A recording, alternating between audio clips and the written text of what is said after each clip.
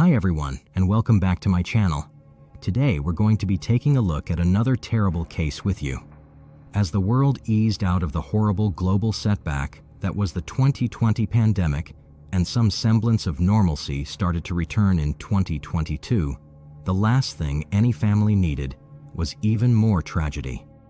Yet, on the 4th of September 2022, an Irish family was robbed of 3 children at the hands of another whom the deceased called brother.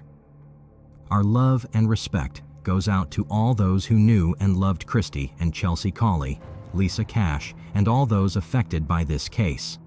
On the night of the 3rd of September 2022, 26-year-old Andy Cash showed up for a family event in jeans and a blue shirt.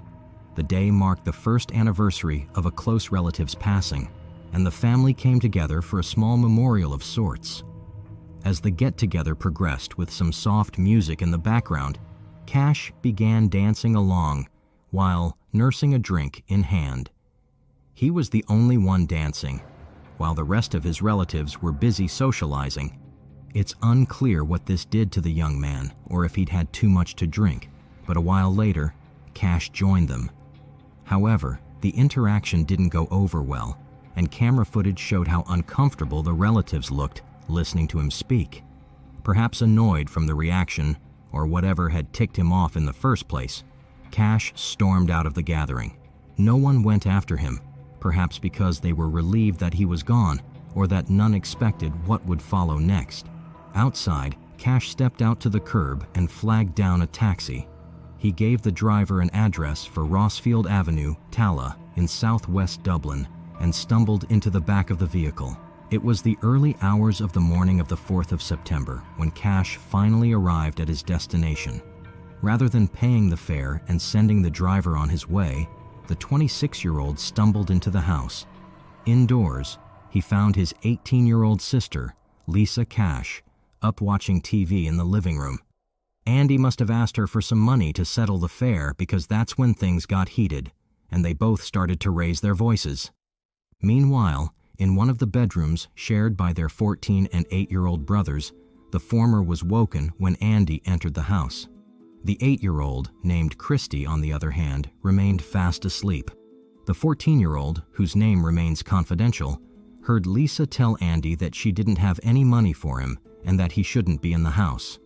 Andy's response to this was to go into the kitchen and fetch the biggest knife he could find. The 14-year-old, who was awake unbeknownst to his older siblings, stepped out to investigate the sudden silence in the house when he saw Andy launching at Lisa with the knife. She screamed and tried desperately to defend herself before making a run for the stairwell, but Andy just kept stabbing and slashing until his sister was a bloodied mess at the foot of the stairs and hanging on by a thread. The 14-year-old who witnessed one sibling murder the other was alarmed and darted back into the room. His movements may have alerted the murderous Cash, who then made it up the stairs, possibly to tie up loose ends. Meanwhile, inside the shared room, the 14-year-old tried waking Christy and hurrying him out of the room before their manic older brother showed up.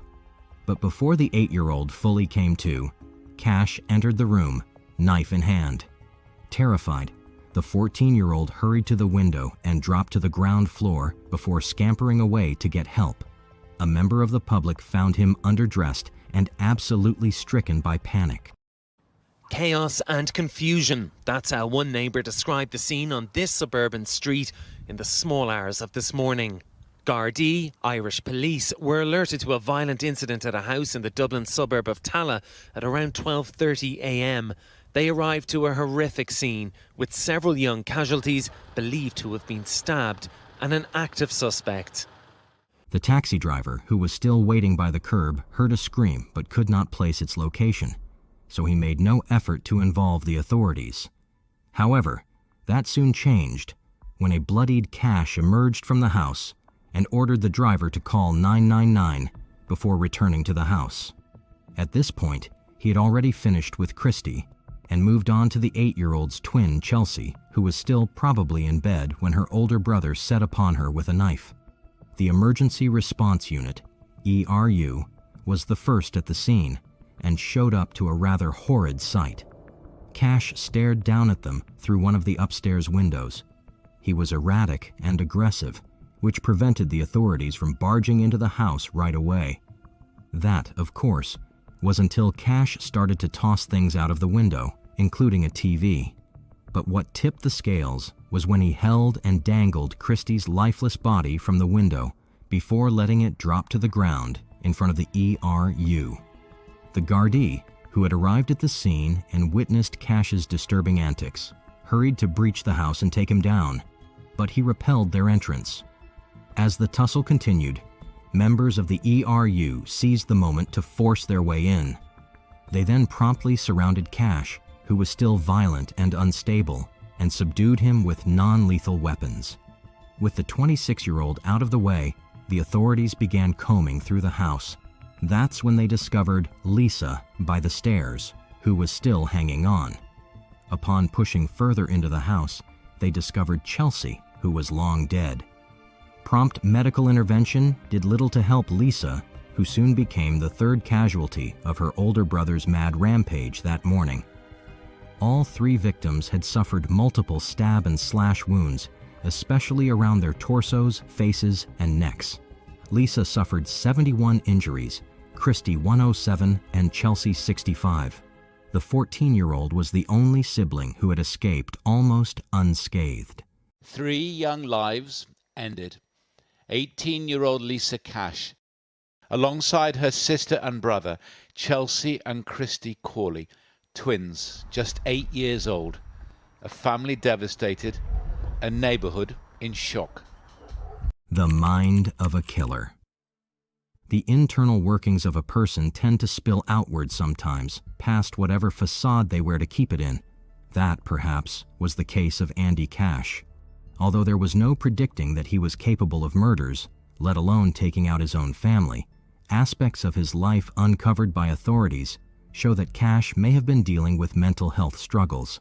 The first peek at this behavior in this story is how he danced alone in a room full of people he called family. Granted, that might have been a coincidence.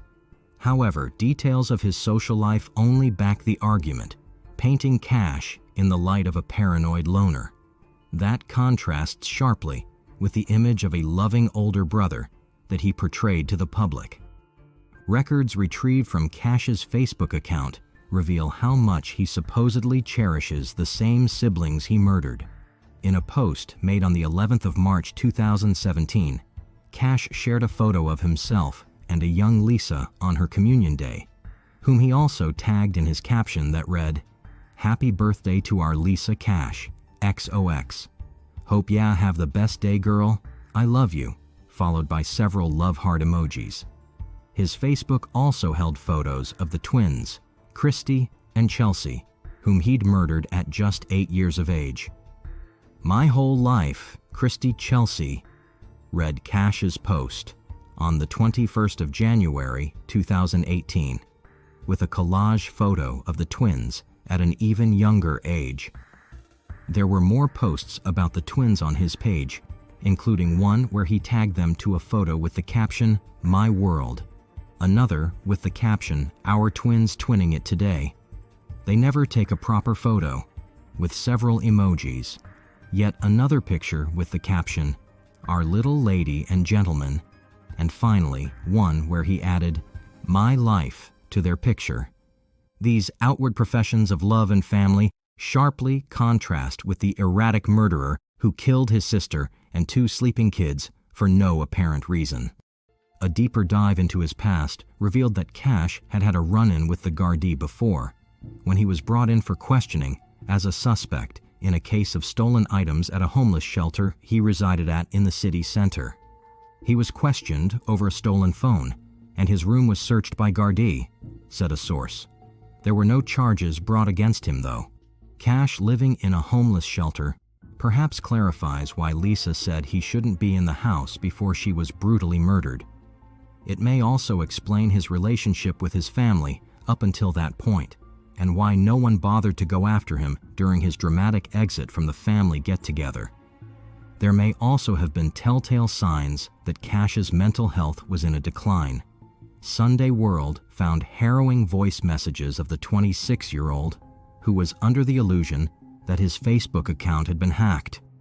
Rather than fix the problem if that were the case, Cash blamed others for his troubles instead. A deep dive into his social and love life revealed that Cash, who is gay, frequented bars in the Dublin city centre, like Street 66, Panty, and George. But here's where we get some form of confirmation about Cash's mental state, because despite being a regular at these places, he was alone most of the time. That meant whether it was with family or strangers, he mostly stuck to his own company. Although being a loner is no crime, one with the paranoia and drinking habits of Cash is a ticking time bomb. One of the regulars at these gay bars, who knew Cash described him as sometimes had an odd pal or two with him, but he was generally a bit of a loner. He would sit at the bar on his own, but bizarrely start rambling and talking to himself. He never seemed to have a boyfriend and met lads now and again in the bars, at house parties, or on Grindr. He was a bit of a smoker, but was also paranoid about picking up the virus during lockdown. 14-year-old brother was also injured, and the children's mother was taken to hospital too, though her wounds are not physical. This is a particularly sad incident. It's a family incident, I understand. And, what else can I say except express deep shock? It's a terrible happening, and people are visibly upset. Conviction and sentencing. Despite the scale of the tragedy that had befallen Cash's family, it wasn't until his sentencing hearing that the details of the unfortunate event were revealed to the public.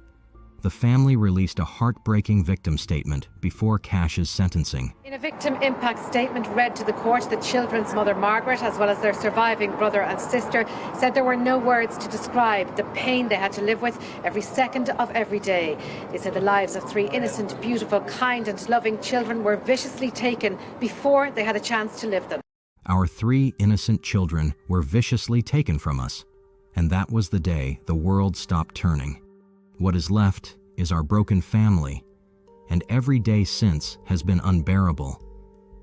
We miss everything about them, hearing their voices, their laughs, the conversations we would have, the games we would play as a family, the hugs and kisses that we won't ever get from them again.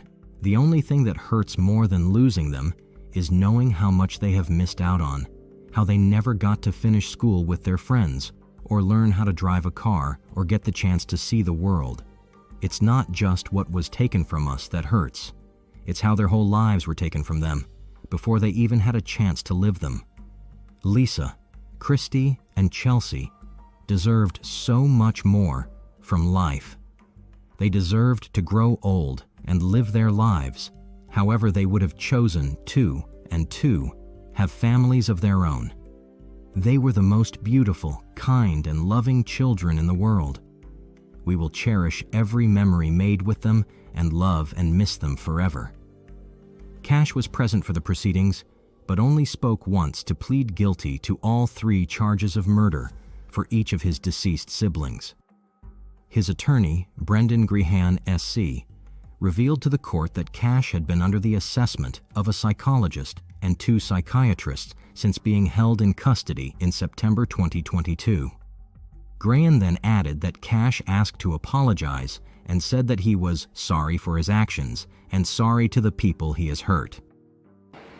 Defence counsel Brendan Grehan said his client had been assessed by 2 psychiatrists and a psychologist. He said Cash was sorry for his actions and for all the people he had hurt. Before sentencing Cash to the mandatory terms for murder, which is life imprisonment in Ireland, the presiding judge, Mr. Justice Paul McDermott, called the evidence deeply traumatizing, explaining that it was devastating to have 3 children killed on the cusp of their lives. Nothing I do or say today can in any way help in that, he said. My function today, having heard the evidence of 3 lives lost in the most appalling circumstances, is simply to receive the evidence of lives lost and damage done, and to impose the only sentence that can apply in a case of this kind. Cash was given a life sentence on each count of murder, with each set to run concurrently.